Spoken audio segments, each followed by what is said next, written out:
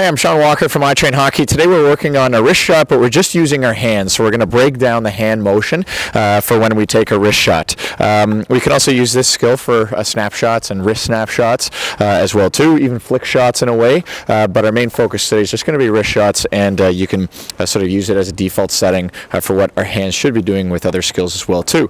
The first thing that we're going to be talking about is the 4 different types of positions that both our bottom hand is going to be in when we're taking our shot, as well as our top hand. We're going to do it without a puck, and then we're going to add puck control as well.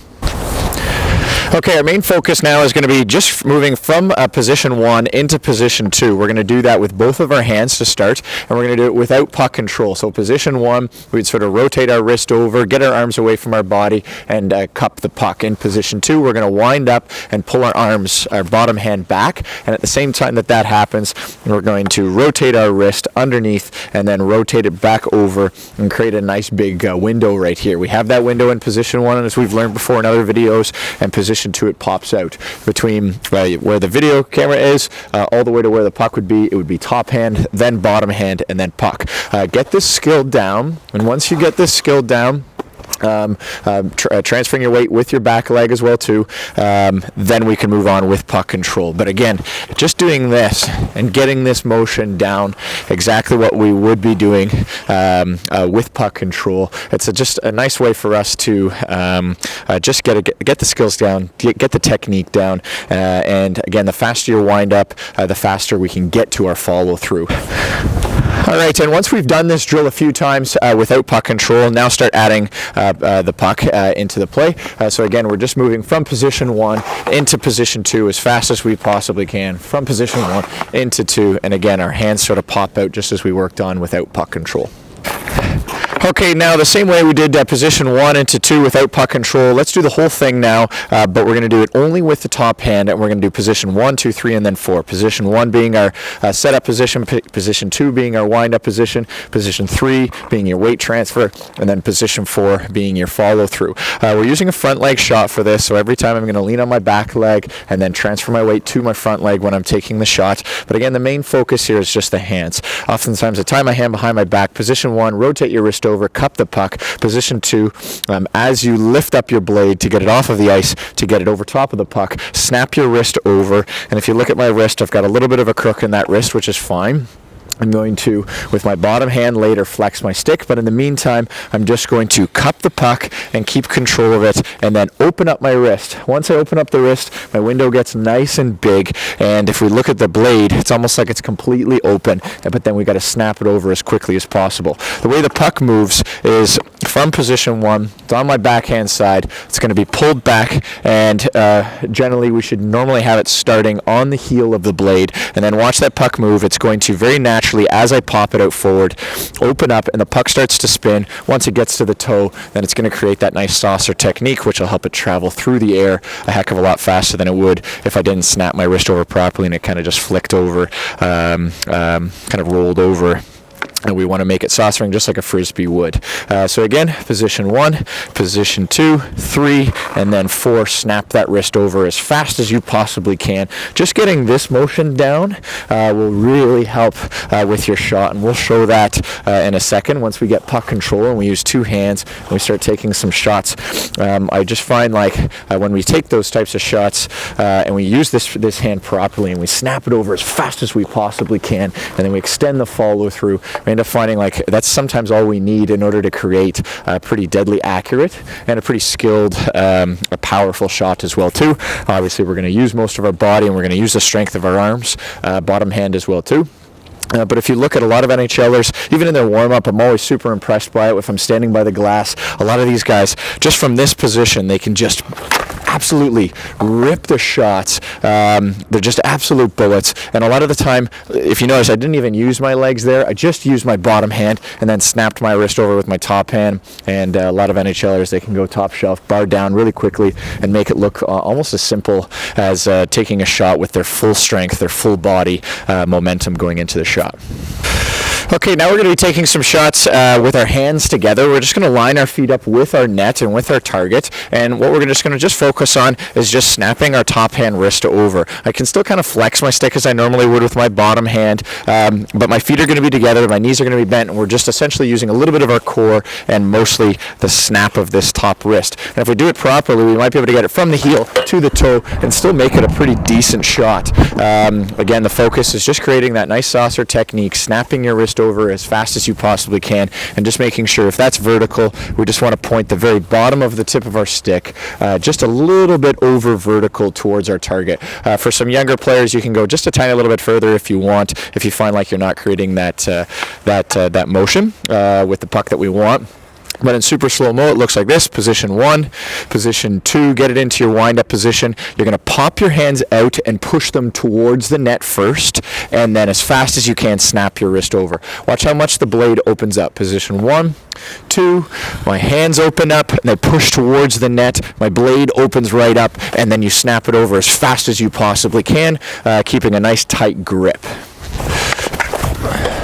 Okay, let's move on now to the full position, the full 4 positions. What we're going to do just with our bottom hand, so it's going to be a little bit awkward. We'll tie our top hand behind our back. Position 1, we rotate that wrist over. Naturally, that should happen with our top hand, and the bottom hand would kind of just go along for the ride. So normally we wouldn't do this and rotate our bottom hand, but let's just kind of go with the flow and rotate it a little bit. In position 1, in position 2, we snap our wrist over, and then all of a sudden, if my palm was facing almost upwards to get that grip on the backhand side, it very quickly shifts over so that my palm is facing down. When we want that grip, we want to do it so that my palm is fitting very nicely into the backhand side of our stick. And what I'm going to be doing is, just as you might would when you're flexing your stick, we push into that side.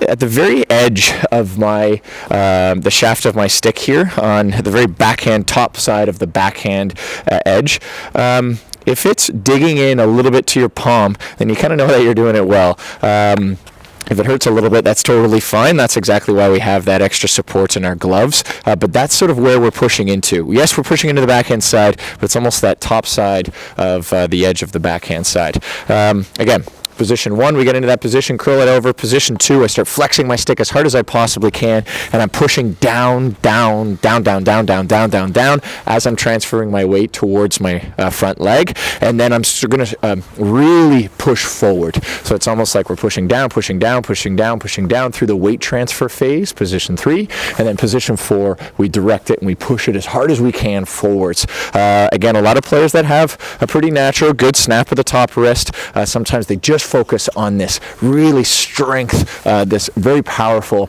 bottom hand motion, and if they do that and they point directly to their target and they push all of their energy towards that target, it can create some power that we need behind that shot.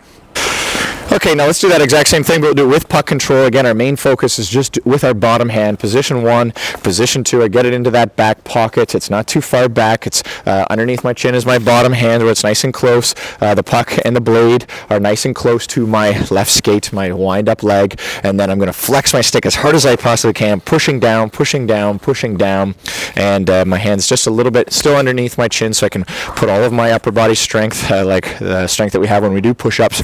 I'm pushing it down, and all of that energy is going down this vessel, and then you're going to direct it as aggressively as you can forwards. Okay, let's put it all together. We're going to push the puck to the side. All of the development that we've used in the top hand motion and the bottom hand motion, let's do it in combination now. As one extra point, I don't refer to this as an exact place where we should be placing our bottom hand, but I get the question a lot.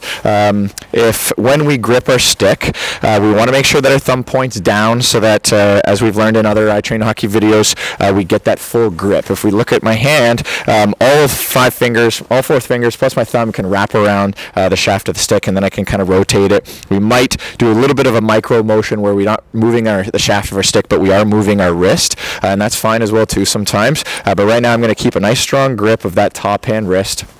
and my thumb again faces down. If my thumb points a little bit to the side and initially starts that way, then look at my thumb faces this way, and my last two fingers aren't really gripping the stick very strong. So it's almost like we're only using two fingers and half of a thumb to grip our stick. So make sure that's the first place we start with our top hand, and then once we do that, I've seen a lot of players, where do I grip my stick with my bottom hand? A lot of them say, okay, well, just put your elbow to your top hand and then grip your stick. But I find like this is not where I'd put it. I'd put it just like half of a hand's length, a little bit further down when I'm actually taking my shots. And oftentimes it's like doing little micro movements and moving in between that spot.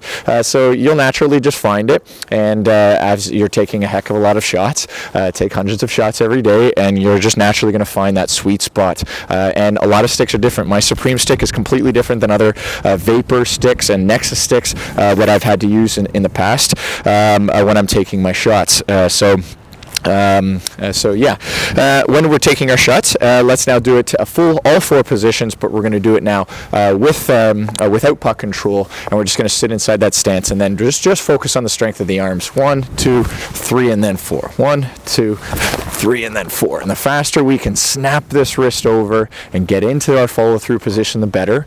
Let's add a little bit of a flex to our stick, so it should naturally have a nice long, loud sweep.